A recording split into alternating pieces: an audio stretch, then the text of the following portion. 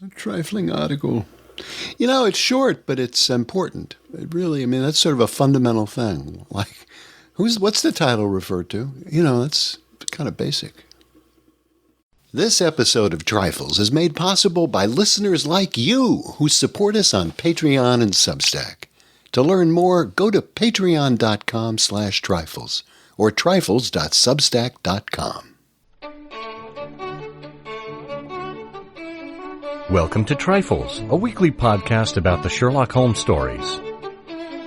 It is, of course, a trifle, but there is nothing so important as trifles. Yes, the colorman was retired, the three-quarter was missing, and the client was illustrious, but there are so many other details to pick apart in the stories. Pray, be precise as to details. You know the plots, but what about the minutiae? Have you ever wondered why Sherlock Holmes had 3 different colored dressing gowns? Or what a Crockford is? You are very inquisitive, Mr. Holmes. It is my business to know what other people don't know. Scott Monty and Burt Wolder will have the answers to these questions and more in Trifles. The game's afoot.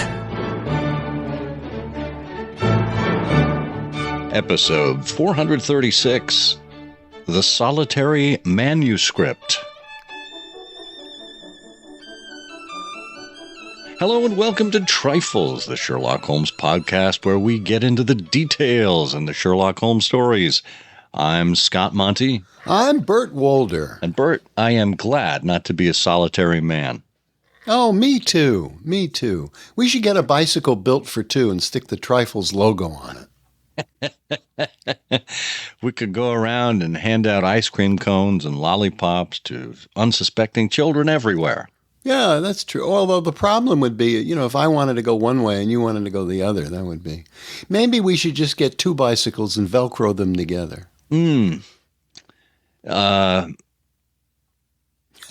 we should forget about the whole thing. Well, I'm picturing a sidecar.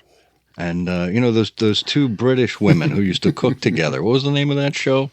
The 2 fat ladies cooking. Yes. Yeah. It's far too early for a sidecar. I'll have a mimosa instead. Well, folks, line up the drink of your choice and get ready for this episode of Trifles. It's another one of our Morley-Montgomery Award-winning discussions. We are going to look at an article from 1972 issue of the Baker Street Journal, volume 22, number 2, by Andrew Peck. The name of this episode is The Solitary Man-Uscript. It's a fascinating article and is one that could never happen today. Why is that? Well, you'll have to stay tuned. Meanwhile, we want to just remind you that if you are in the mood, you can support the show for as little as $1 a month on Patreon or over on Substack. Our subscribers, our supporters in each of those get bonus content, and you automatically get entered for a chance to win a back issue of the Baker Street Journal, as well as the satisfaction of knowing you are helping to keep one of the greatest Sherlockian podcasts around going. And yes, I mean this one. We are here to help people learn about Sherlock Holmes and the Sherlock Holmes stories, as well as a little bit about the world of Sherlockians. That's kind of why we do these scholarship episodes, to help you understand what goes into the analysis behind it, but also to pick apart the details as well. So pick your poison. On patreon.com/trifles or trifles.substack.com. We appreciate your support either way.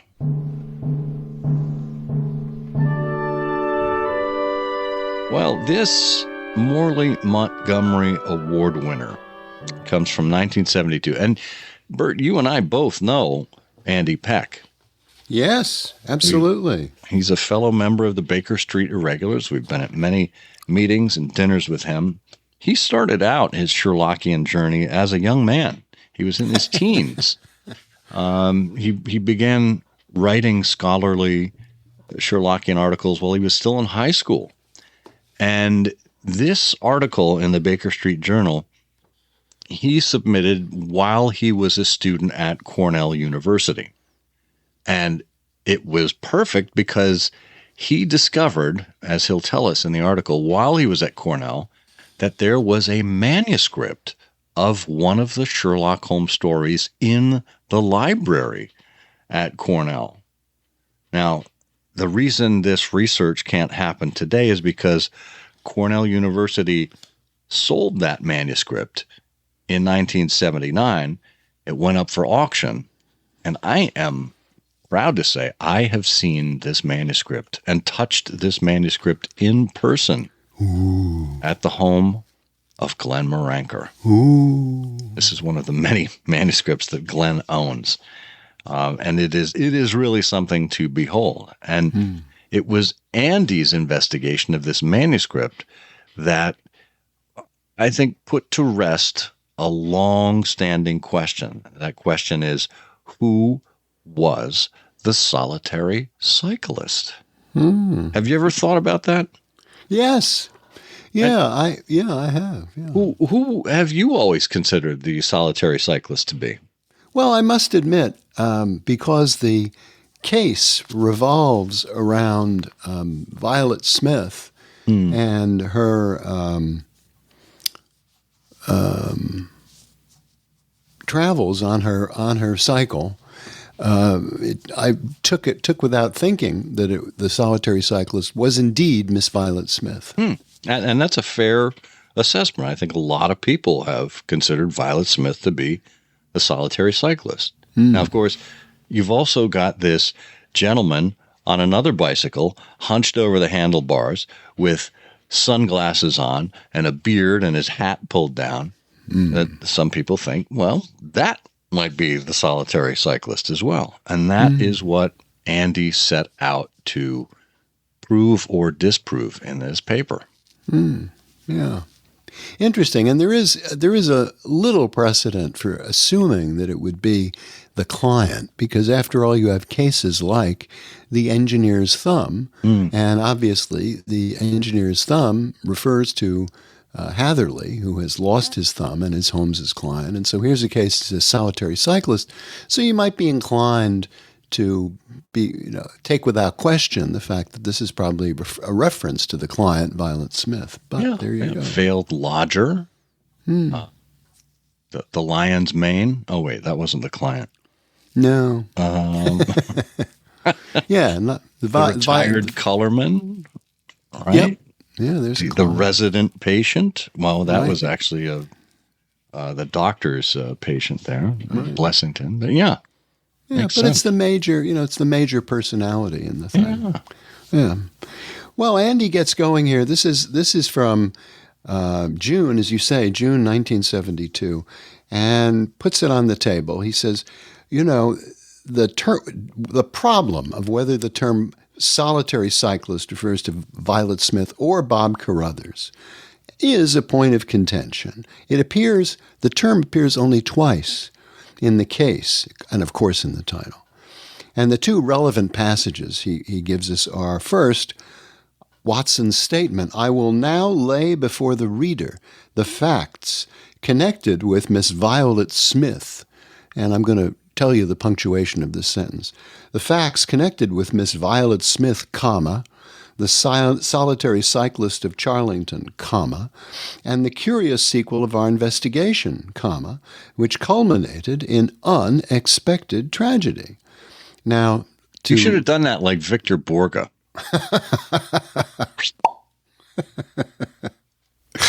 Right. And then the second one is Watson's dialogue in the case. "That's the man. A solitary cyclist was coming towards us. His head was down." So, there you have Watson's first sentence here. "I will now lay before the reader the facts connected with Miss Violet Smith, comma, the solitary cyclist of Charlington, comma, and the curious sequel, etc., etc. And a solitary cyclist was coming towards us. His head was down." Yeah, and Andy says who your candidate for the solitary cyclist is determines which of those two sentences you stress and which you try to explain away.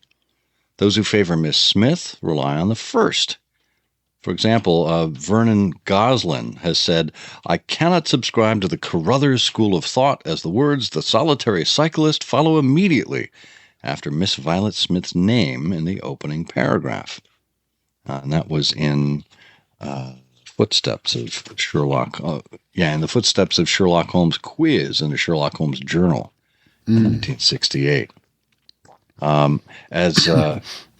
As some of Miss Smith's more generous supporters admit that Carruthers was described as a solitary cyclist, but still insist that the solitary cyclist is Miss Smith. Now, I should point out this paper has been reprinted in a collection edited by Steve Rothman called A Remarkable Mixture. And in that book, there's a little errata here in that references to things in the Sherlock Holmes Journal now appear in the text. But really what's going on here is these should refer to the endnotes. So those are a little distracting. But then you get on, and the point here then, the second point is, supporters of Bob Carruthers point to the second quotation where the term a solitary cyclist definitely refers to him.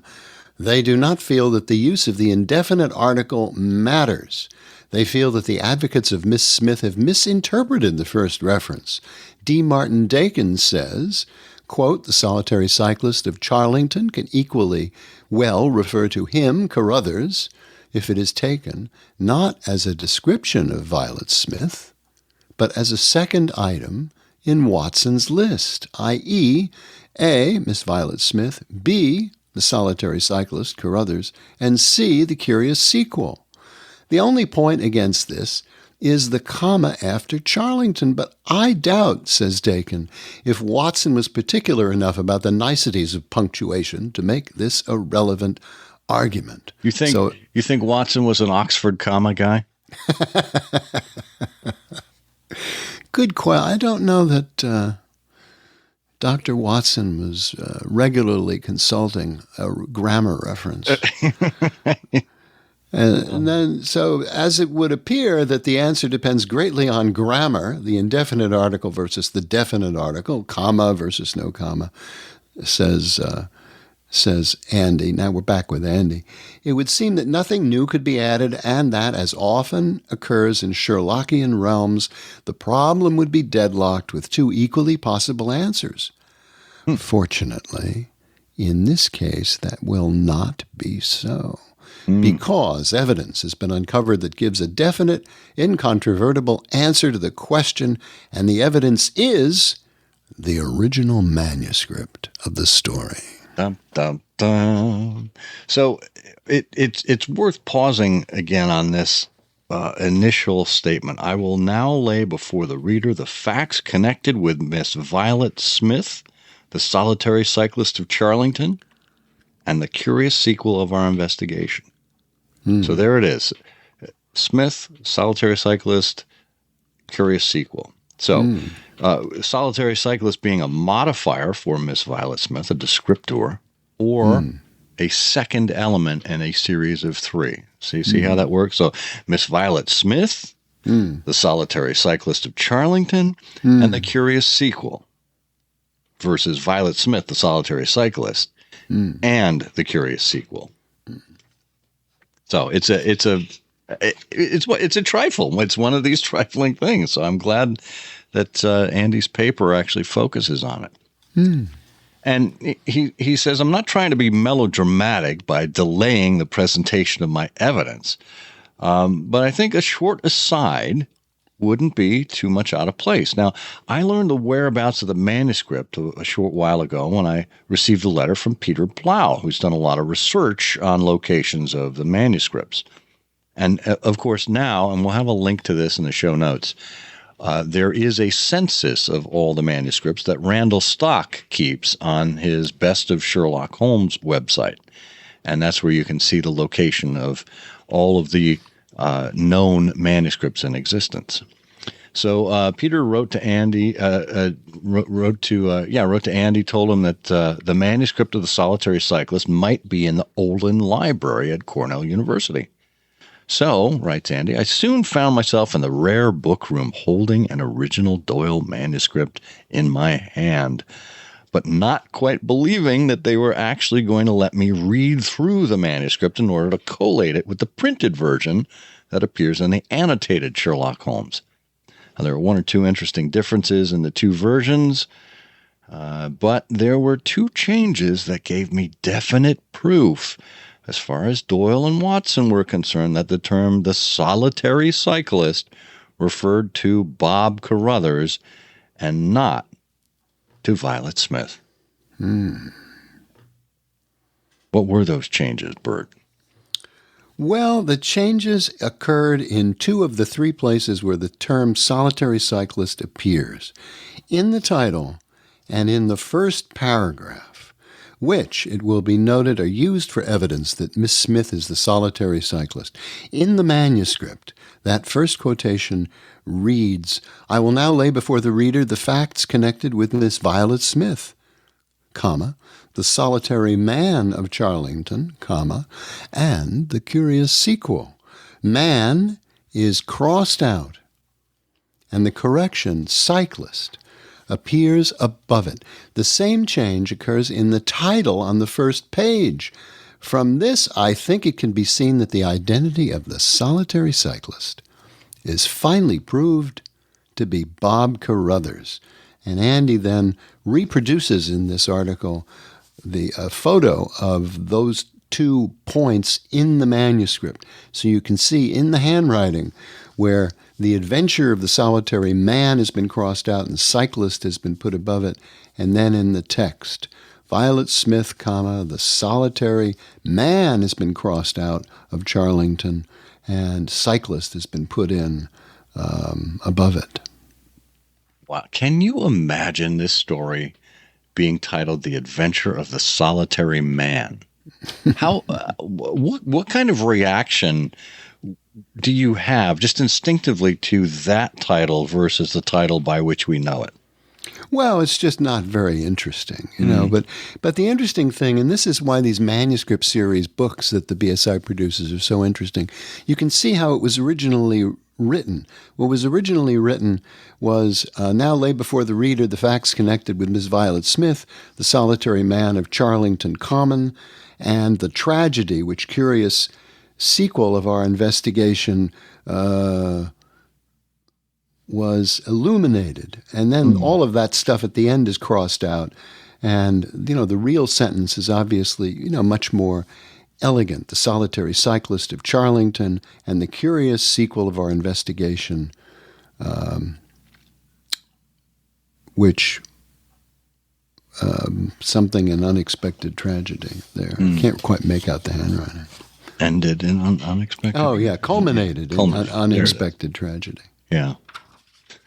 Yeah, and you mentioned the BSI manuscript series. We'll put a link in the show notes to that series if you'd like to purchase any of the books from those. They're not a sponsor of the show or anything like that, but we do believe that that is part of the ongoing Sherlockian scholarship that is just so illuminating and interesting and makes our hobby exactly what it is.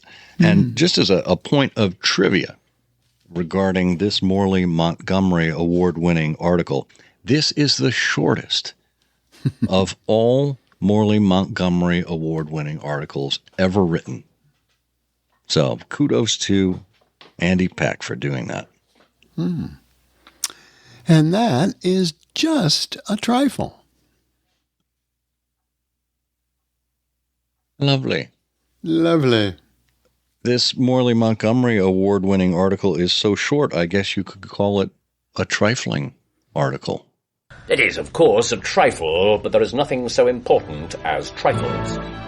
Please join us again next week for another installment of Trifles. Show notes are available on SherlockHolmesPodcast.com. Please subscribe to us on Apple Podcasts and be sure to check out our longer show, I Hear of Sherlock Everywhere, where we interview notable Sherlockians and share news of the Sherlockian world. You've taken my breath away, Mr. Holmes. I am being followed. Followed? By whom? A cyclist.